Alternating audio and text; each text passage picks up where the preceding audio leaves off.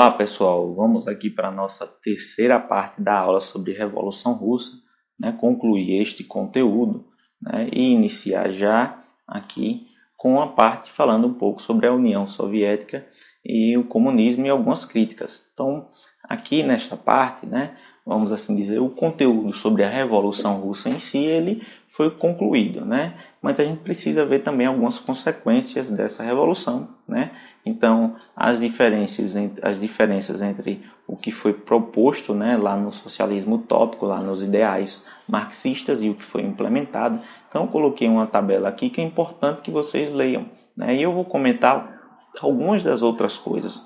Então, a tabela é de fácil comparação, ela é de fácil leitura.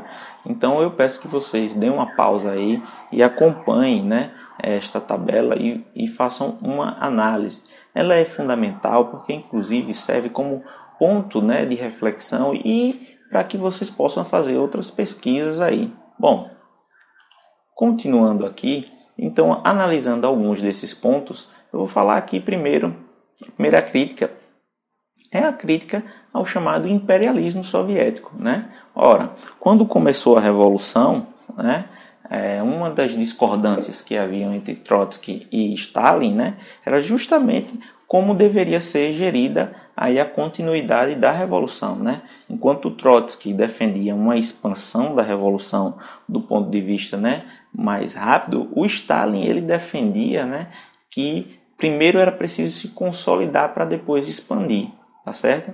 O que vamos ver é que, na verdade, a União Soviética ela acaba se expandindo por causa da influência do chamado pan-eslavismo, e abarcando outras nações aqui, como eu coloquei, a Ucrânia, a Bielorrússia, e tantas outras, mas que essa influência ela não é pacífica em muitas vezes.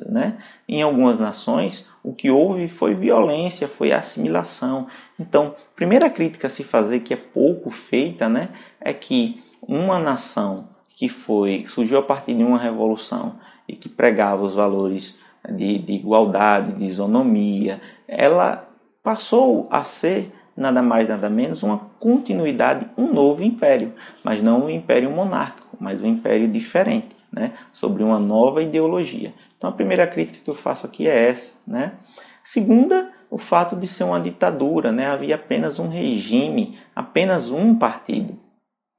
E isso, vamos perceber que vai se manifestar aí, quando nós vemos aqui a linha do tempo, quanto período os governantes eles ficam no poder, Claro, o maior de todos aqui, o Joseph Stalin, que é o que fica mais no poder, mas vamos ter também o Nikita Khrushchev e o Brezhnev, até o final ali com o Gorbachev. Então temos aqui alguns períodos de transição, mas todos membros de um único partido com discordâncias internas entre si. O fato de a Rússia, a União Soviética, participar de algumas alianças abjetas, algumas alianças totalmente questionáveis, que são questionáveis hoje, Apesar de alguns lados tentarem justificar ou outros demonizar, não é esse aqui o nosso papel, apenas a comunicar que algumas alianças abjetas foram feitas. Entre elas, o chamado Pacto Molotov-Ribbentrop, que foi um pacto de não agressão, mas na verdade também, além de não agressão, de invasão da Polônia, que vai dar início à chamada Segunda Guerra Mundial. E Stalin, os ministros de Stalin e de Hitler, Adolf Hitler, eles vão celebrar esse pacto, Claro que há toda uma questão estratégica ali por trás, disso, de preparação, mas houve a celebração desse pacto e quando a Alemanha invade a Polônia, a Rússia pelo outro lado, vamos assim dizer, a Polônia ficou entre a Alemanha de um lado, do seu lado a oeste, e a leste, tinha a União Soviética. Então ela vai ser duplamente invadida, e os russos, a União Soviética vai ocupar a Alemanha, Tanto é que historicamente, a Polônia, quando vai ser assimilada aí pela União Soviética, a Polônia é um país que sofreu muito com os nazistas e com os comunistas, Importante vocês tiverem curiosidade de ver um pouco da história da Polônia, né? O quanto esse país sofreu, né, nas mãos dessas duas ideologias, né, que foram totalitárias, cada uma, né, em suas regiões com suas pretensões aí, né? Mas temos também outras ditaduras, o fomento a outras ditaduras e outras alianças abjetas, ficando aqui somente no exemplo do Hitler, né?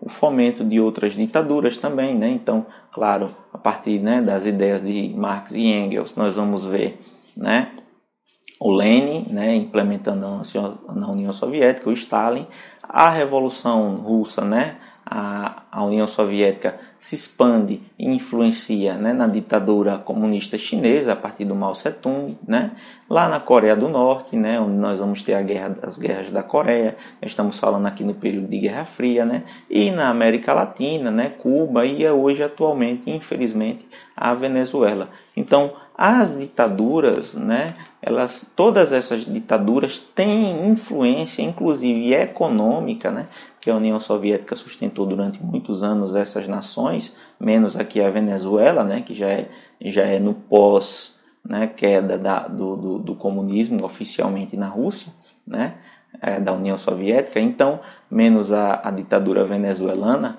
apesar de receber capitais russos até hoje, né?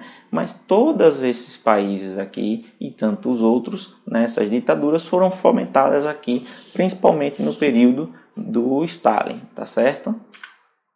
Bom, sem dúvida nenhuma, o episódio mais dramático, né, da história da União Soviética, né, das críticas, é o chamado Holodomor. Pouco conhecido, muito justificado, né? Ainda é muito justificado pelas pessoas que tentam habilitar o Stalin, né? Reabilitar o Stalin para a história, né? O Stalin não é opinião isso, tá? Isso é fato. O Stalin é tão sanguinário quanto o Adolf Hitler. O Stalin, ele matou tanto quanto, né? Com justificativas e com motivos e com causas diferentes, né? O Stalin vai ser fundamental na derrota, né, do Adolf Hitler, na derrota do nazismo, né? Mas ele matou tanto quanto, né? E não dentro da própria União Soviética. E um dos episódios iniciais, lá né, quando a gente vai falar do chamado comunismo de guerra, lá na primeira aula eu falei um pouco sobre isso, na segunda aula, desculpe, né, é o Holodomor. Né, pouco conhecido, e é o genocídio dos ucranianos. E o Holodomor é a morte por fome, né? Então, tirei essa fotografia aqui de uma estátua, né, numa praça grande da Ucrânia, né? E o Holodomor, né, ele vai ter como motivo a coletivização forçada das terras da Ucrânia, né? Então, a Ucrânia é um país que tinha uma agricultura prodigiosa até então, né? E o Stalin vai instituir o confisco da produção, né? Esse confisco da produção, ele é um confisco criminoso, né? Porque apesar de justificar, né, que precisava aumentar a produção de alimento aos moldes socialistas, ou seja, né, vamos coletivizar as terras e também, né, confiscar esses alimentos para distribuir para outras regiões, o que vai acontecer é uma distribuição desigual da alimentação que era produzida na Ucrânia, né, para os centros industriais. Então, para alimentar o processo da revolução, né, o proletariado que estava no poder aí, o que vai acontecer é um deslocamento da alimentação. Estava num país, numa região, que era a Ucrânia, para outro. Claro que isso vai gerar revoltas, né? E isso vai gerar com que vários ucranianos resistissem a isso, né? Afinal, era o alimento. E aí o que vai acontecer, né, é o impedimento de que essas pessoas, né, tivessem como trabalhar na terra. Os campos, eles secam, eles param de produzir, né? E as penas de trabalho forçado vão começar a ser instituídas e depois a restrição de mobilidade, né, onde os alimentos vão ser confiscados dos armazéns, dos campos, e muitos ucranianos não conseguem sair, né? As contagens falam de em torno de 10 milhões de mortos, a sua grande maioria por fome, por inanição, né? Então eu vou passar rapidamente aqui, né? Essas são algumas imagens, né, tristes, as quais nós temos que nos deparar aí com esse genocídio conhecido como Holodomor. Bom, colocando buscando por outras imagens na internet, nós veremos imagens muito mais tristes do que essas, né?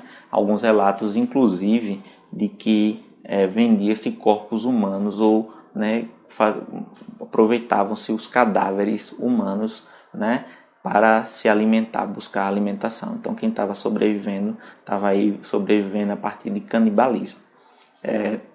Uma perseguição também, uma repressão muito forte, né? A população na União Soviética, que não se enquadrasse ao modelo do governo, né? O próprio Trotsky, né? Essa é uma foto real, né? Tem outras fotos piores, eu coloquei essa aqui que está melhor. Aqui é o Trotsky hospitalizado, né? Ele foi assassinado a mando de Stalin em 1940, né? Um espião da União Soviética. Então, quando a gente fala de espião, né, filmes de espião, isso existia muito, principalmente durante a Guerra Fria, né, e isso era muito presente. Então, um espião da União Soviética, ele é enviado para o México, ele passa a fazer parte do meio do Trotsky. O Trotsky viveu fugindo durante muito tempo, né, e ele é assassinado brutalmente com um golpe de picareta na cabeça, né, e foi a mando aí do Stalin, né? Após ele fugiu durante muitos anos e ele, refugiado lá no México, foi encontrado e foi assassinado. Isso é uma das faces da perseguição. Como eu disse na aula anterior, quando estava tratando do realismo russo, né? A desabilitar a imagem daqueles que fizeram parte do processo da Revolução foi uma prática comum. Então Trotsky era o comandante do Exército Vermelho, ele era uma peça fundamental no processo revolucionário. Podemos dizer que ele era o número 2, né, depois do Lenin. Mas depois que o Stalin assumiu o poder, a guerra de poder o desabilitou a memória do Trotsky, inclusive até hoje. Né? Não é fazendo uma defesa de quem era melhor, né? Mas é sim demonstrando, falando e comentando o que houve, né? Historicizando o que houve aqui com relação à memória do Trotsky e o triste fim que ele teve, né? Aí tendo sido assassinado a mando do seu ex-companheiro aí de revolução. Bom, outra face perversa, né, eram os chamados gulags, né? Na verdade, o que era o gulag? O gulag era um campo de concentração. Nesse campo de concentração, os gulags eles já existiam, né? Já se espalhavam por todo o país. Eles eram espécies de prisões de trabalhos forçados, né? Desde o período absolutista, aí, né, o governo do czar, os gulags já existiam, né? Eles não foram invenções do regime soviético do Stalin, né? Eles já existiam, né? Acontece que eles se multiplicaram e eles aumentaram, né? Alguns autores, né, um pouco mais contestados, falam inclusive que a ideia de que o Stalin teve dos chamados campos de concentração, né, campo de concentração dos judeus, que eram campos também de trabalho forçado e de extermínio, né, ela veio daí. Mas na verdade, né, na história russa, o campo de concentração, o campo de trabalho forçado era um castigo comum, né? Era algo que era comum. E por causa do clima, né, as regiões preferíveis eram as regiões mais isoladas de todas, né? E eram prisões onde a pessoa vivia, teoricamente, vamos assim dizer, livre, né? Sem celas, sem algemas. Por quê? Porque ficavam em regiões distantes, né?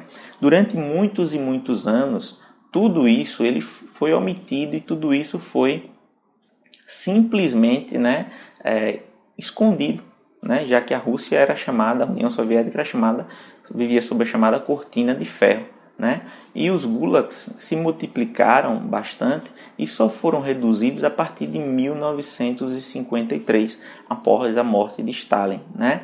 Ele expandiu bastante o sistema de gulags nos anos 30, né, e esses campos de trabalho forçado, né, eles permaneceram então, mesmo tendo diminuído até a década de 90. Né?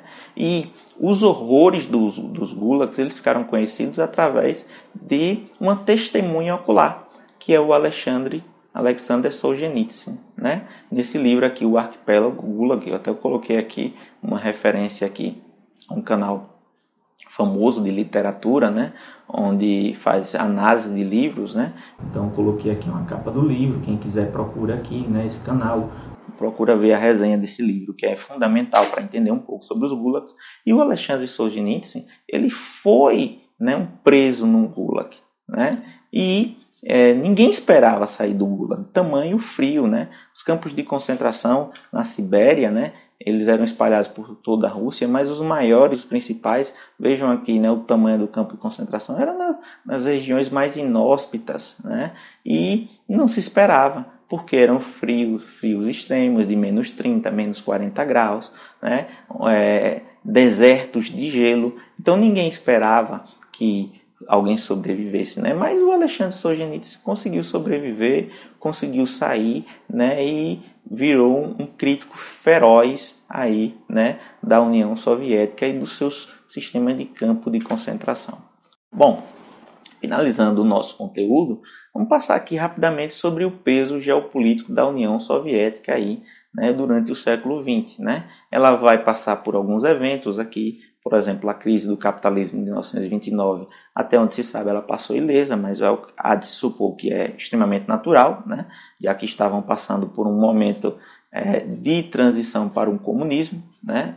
Aliás, um momento onde já tinha sido instalado o comunismo, né? Então ela vai passar ilesa, ela estava fechada para o mundo, né? Ela vai se tornar uma grande potência econômica e militar e tecnológica e também fortemente influente na política, né?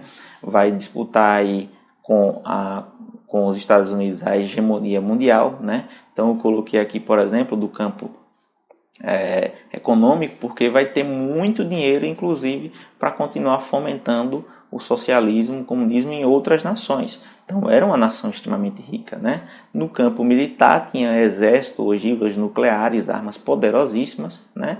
Campo tecnológico influenciava no militar, mas era basicamente uma tecnologia dirigida aos interesses do Estado. Então nós vamos perceber, por exemplo, né, a corrida espacial, né? Então a União Soviética ela vai ser muito forte aí na corrida espacial, vai mandar o primeiro homem ao espaço, e no campo político a influência nas outras nações. Vai ter uma importância fundamental na guerra contra o nazifascismo, certo? É a União Soviética, são os exércitos soviéticos que derrotam, né, a Alemanha em campo, tá? Não sozinha, né? Porque as três nações fundamentais importantes aqui, chamado lado dos aliados, né? Temos aqui nessa representação a Inglaterra, né? Os Estados Unidos, que vão ter um peso também fundamental, e a União Soviética. Eu escolhi essa imagem pela centralidade do tema aqui, né? A União Soviética ela vai ser aí o país que vai conseguir invadir a Alemanha, né? E cercar, né, o Adolf Hitler, e isso, né, essa aliança destes três países aqui, ela vai ser fundamental na guerra, e sim, o Stalin vai ficar conhecido como defensor dos povos a partir desse momento, tá? Após a Segunda Guerra Mundial, despontam as grandes potências e os Estados Unidos, que já era potência desde a Primeira Guerra Mundial. A União Soviética começa a aparecer para o mundo, né? E vai disputar com os Estados Unidos o título de maior potência mundial, sendo influente geopoliticamente na implantação do socialismo pelo mundo, tá? Ela vai entrar numa crise irremediável, né? A volta de 70, por volta da década de 70 e principalmente 80, né? Essa guerra, essa crise é uma crise que tem diversos fatores, né? O fato do modelo econômico não ser sustentável, né? Um modelo burocrático, porque é uma economia planificada, é um modelo que vai ser considerado pouco produtivo, principalmente no que se refere a bens de consumo. Então eles eram fantásticos na indústria de base, mas na parte de bens de consumo havia pouca variedade, havia pouca qualidade nesses bens. Isso porque a economia planificada não dava conta, né, de pensar em todas as questões que o consumidor quer. Isso é uma característica típica do capitalismo, tá? Era pouco inovador e não gerava riqueza suficiente. Então é aquela história, aquela dualidade, né, em que se diz que num país comunista ninguém passa fome, né, É todo mundo igual, todo mundo vive, todo mundo tem um mínimo, né? É verdade que o mínimo, como saúde, educação, alimentação, os soviéticos em geral tinham. Em geral, porque, como eu já disse, não se aplicava àqueles que eram discordantes do sistema político, né? Pela falta de liberdade, né? Mas, no entanto, o que nós vamos ver na prática, né, é que toda a riqueza, né, não era distribuída igualmente. Então, um dos motivos da crise é o fato da riqueza ficar nas mãos do estamento burocrático e corrupto do partido. Se há só um partido e se tudo é centralizado na política comunista, qual é uma das consequências principais aí, né?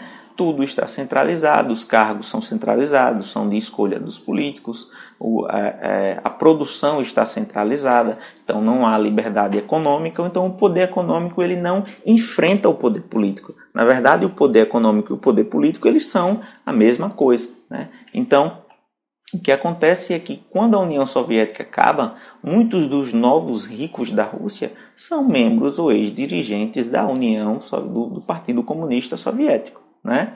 Essa crise que é desencadeada então pelo modelo econômico, né, que impunha a população a viver com escassez, ela vai ser fruto também de reformas mal conduzidas, né? O descontentamento da população, que começa principalmente por outros países. Então eu coloquei aqui um cartaz de um filme famoso, né, o Adeus Lenin, né, na tradução, que vai demonstrar o fim, né, da influência soviética na Alemanha Oriental. A Alemanha era dividida em duas nações, a Alemanha Ocidental, capitalista, e a Alemanha Oriental, comunista, né? E esse filme retrata muito bem, fica aqui como uma recomendação importante para a gente entender, né? De ver como foi que o comunismo caiu na Alemanha. E várias outras repúblicas vão começar a se soltar, né? A influência, as informações, na década de 80, a União Soviética já não estava mais tão isolada, já se sabia o que acontecia um pouco por lá. Eles também já tinham acesso ao mundo, porque era uma cortina de ferro, não só de fora para dentro, mas também de dentro para fora. As pessoas não podiam sair, não tinham liberdade, não recebiam informação. E à medida que, né, a tecnologia foi aumentando, essas informações foram chegando, tá?